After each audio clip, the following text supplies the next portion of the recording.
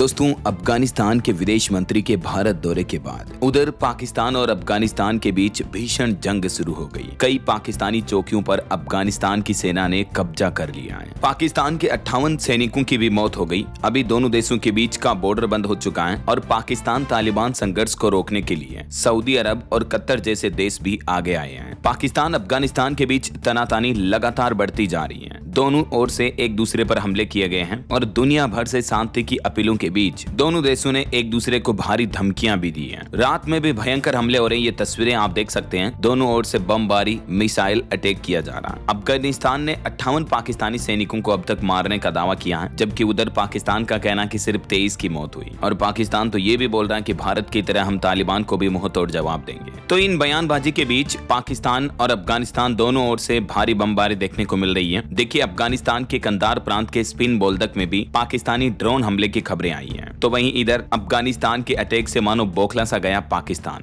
तालिबान से हारा, अब बदला अफगानियों से लेगा पाकिस्तान। देश से अफगानियों को भगाने की तैयारी कर रहा है। अफगानिस्तान के जो लोग पाकिस्तान में रहते हैं उनसे घर, नौकरी सब छीन लेगा पाकिस्तान। पाकिस्तान ने अफगानिस्तान के साथ चल रही झड़पों के बीच अब बड़ा फैसला लेते हुए वहां रहने वाले अफगान शरणार्थियों के खिलाफ ये कड़ा कदम उठाने का ऐलान किया है। पाकिस्तान सरकार ने साफ कह दिया है कि जो भी अफगान नागरिक बिना वैध दस्तावेज के पाकिस्तान में रह रहे हैं उन्हें जितनी जल्दी हो सके देश से निकाला जाए। यह आदेश पाकिस्तान के गृह मंत्रालय की तरफ से आया है, जिसमें सभी प्रांतीय अधिकारियों को कहा गया है कि वे अफगान शरणार्थियों की रिपोर्ट करें। इसके अलावा देश के नागरिकों को भी ये चेतावनी दी गई है कि वे अफगानी लोगों को मकान, दुकान या नौकरी कुछ भी ना दें। पाकिस्तान के गृह राज्य मंत्री तल्लाल चौधरी ने कहा कि जो भी अफगान नागरिकों को शरण देगा या काम देगा उसे भी कानून के तहत अपराधी माना जाएगा। तो ये लड़ाई अब बहुत ज्यादा भारी बढ़ चुकी है। और इन्हीं हालातों के बीच देखिए, पाकिस्तान अफगानिस्तान जंग में अब कूदे अमेरिकी राष्ट्रपति डोनाल्ड ट्रंप भी। इजराइल के रास्ते में कह दी ऐसी बात कि तालिबान भी पकड़ लेगा माथा। दरअसल अब ट्रंप ने कहा कि वे पाकिस्तान और अफगानिस्तान के बीच चल रही सीमा संघर्ष को भी खत्म करने के लिए जल्द ही बीच में आएंगे। ट्रंप बोले कि मैं जंग रुकवाने में माहिर हूँ और ये नोबेल पुरस्कार के लिए नहीं करता हूँ। मैं अफगानिस्तान पाकिस्तान की जंग भी इजराइल से लौट कर निपटाऊंगा। अभी आपको पता होगा वो इजराइल दौरे पर है, क्योंकि इधर हमास ने 7 इजरायली बंधकों को छोड़ दिया। इजराइल हमास के बीच जंग का सीज फायर हो चुका है और इसमें कहीं न कहीं देखा जाए तो वाकई में अमेरिकी राष्ट्रपति डोनाल्ड ट्रंप का काफी अहम रोल रहा है। तो आज सीज फायर और रिहाई के बाद इजराइल में जश्न देखा गया। ट्रंप भी यहाँ पहुंचे, संसद में भाषण भी देंगे। हमास की कैद से रिहा हुए 13 और इजरायली बंधक। बदले में इजराइल भी 250 फिलिस्तीनी कैदियों को छोड़ेगा। ट्रंप कुछ ही देर में इजरायली संसद को संबोधित करेंगे। हमास की कैद में अब कोई भी जीवित इजरायली बंधक नहीं बचा है। इन बंधकों को अस्पताल ले जाया गया, जहाँ शुरुआती जांच के बाद ये सभी अपने परिवारों से मिलेंगे। ये देख सकते हैं तस्वीरें। इजराइल की राजधानी तेल अवीव के आसपास हजारों की संख्या में इजरायली नागरिक मौजूद हैं अपने लोगों की रिहाई के बाद स्वागत के लिए। और ये तस्वीरें हमास की कैद से रिहा हुए बंधकों का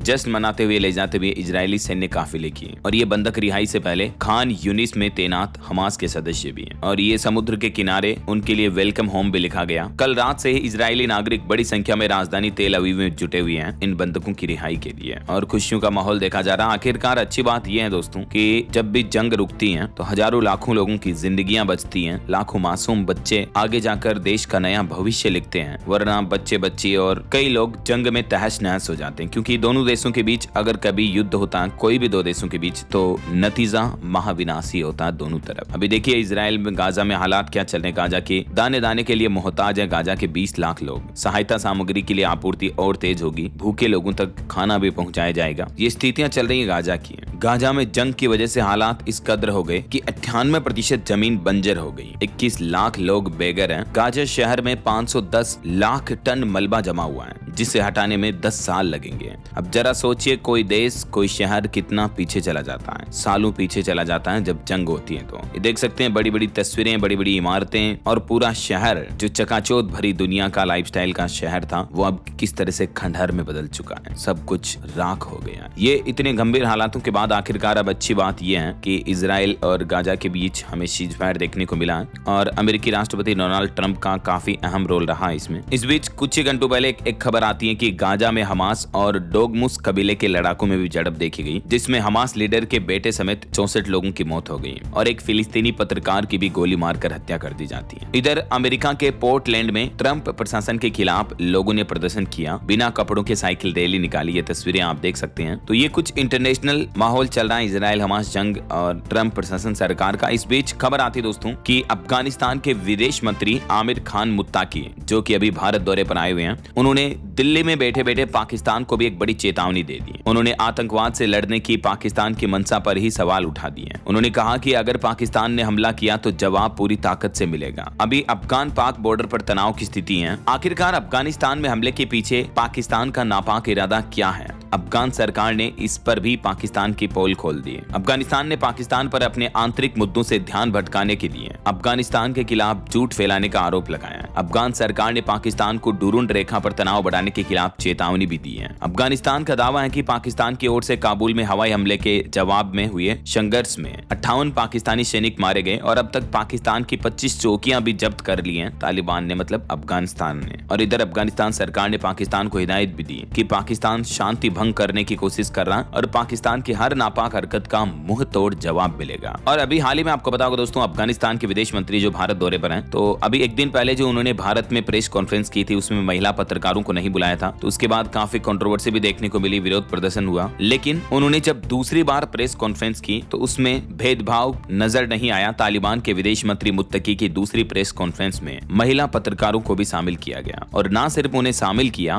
बल्कि महिला पत्रकार पहली लाइन में बैठी हुई नजर आई। ये तस्वीरें आप देख सकते हैं। और इस पर अफगानिस्तान के विदेश मंत्री मुत्तकी बोले कि पिछली बार समय कम था इसलिए महिला पत्रकारों को नहीं बुला पाया। तो ये कंट्रोवर्सी भी आखिरकार रुक गई क्योंकि विपक्ष ने, राहुल गांधी ने इसका काफी ज्यादा विरोध किया था। इस बीच एक अच्छी बात यह है कि अफगानिस्तान ने भारत के फेवर में यहाँ कुछ बयान भी दिए हैं। अफगान के विदेश मंत्री बोले कि जम्मू कश्मीर पूरी तरह से भारत का हिस्सा है, तो तालिबान के इस बयान से भी तिलमिला उठा पाकिस्तान। अच्छा, वैसे यहाँ दोस्तों मैं आपकी जानकारी के लिए बता दूं, तालिबान शब्द और अफगानिस्तान शब्द दोनों एक ही के लिए हैं क्योंकि अफगानिस्तान में अभी तालिबान सरकार ही है, समझ रहे हो। तो जैसे हम भारत के लिए कहते हैं ना कि भारत सरकार ने ये कहा, मोदी सरकार ने ये कहा या भारत का ये बयान है, तो तीनों का मीन्स एक ही होता है। तो जैसे ही अफगानिस्तान के विदेश मंत्री की तरफ से ये बयान आया कि जम्मू कश्मीर तो पूरा भारत का हिस्सा है, अफगानिस्तान ने भी ये मान लिया, तो तालिबान ने इस बयान से एक बार फिर से पाकिस्तान का मुंह काला कर दिया और संयुक्त बयान को पढ़कर पाकिस्तान भड़क गया, पाकिस्तान तिलमिला उठा। इस बयान पर पाकिस्तान ने कड़ा विरोध भी दर्ज किया। पाकिस्तान ने अफगानिस्तान के राजदूत को तलब कर आधिकारिक आपत्ति सौंपी है और कहा कि इस बयान से यूएन सुरक्षा परिषद के प्रस्तावों का उल्लंघन हुआ है। ये कहीं न कहीं एक पाकिस्तान के लिए संकेत है कि भारत के साथ खिलवाड़ ना करें। ये तस्वीर पाकिस्तान का दर्द बयां कर रही है, जहां अफगानिस्तान और हमारे देश भारत दोनों के विदेश मंत्री एक ही फ्रेम में खड़े हैं, हाथ मिलाते हुए। तो ये कहीं न कहीं पाकिस्तान के लिए एक चेतावनी और हिदायत की बात है। वैसे मैंने आपको बताया था ना कि तालिबान सरकार के विदेश मंत्री जैसे ही भारत दौरे पर आए उसके बाद से ही पाकिस्तान तिलमिलाया हुआ है।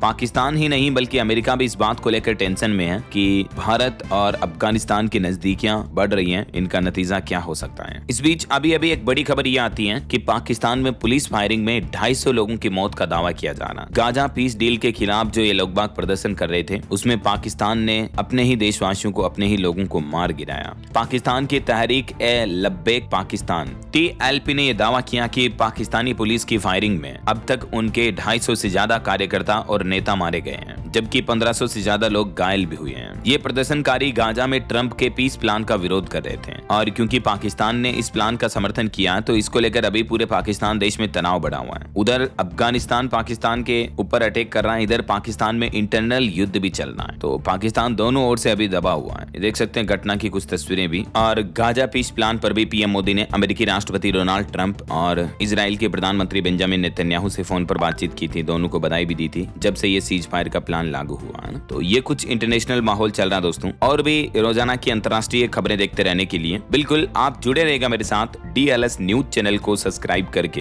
बेल आइकन जरूर दबा देना और इस वीडियो पर एक लाइक और शेयर भी कर देना ताकि आपको रोजाना की ताजा खबरें, मुख्य समाचार, डेली ब्रेकिंग न्यूज अपडेट तुरंत आपके मोबाइल पर मिलते रहेंगे। जय हिंद, जय भारत, वंदे मातरम।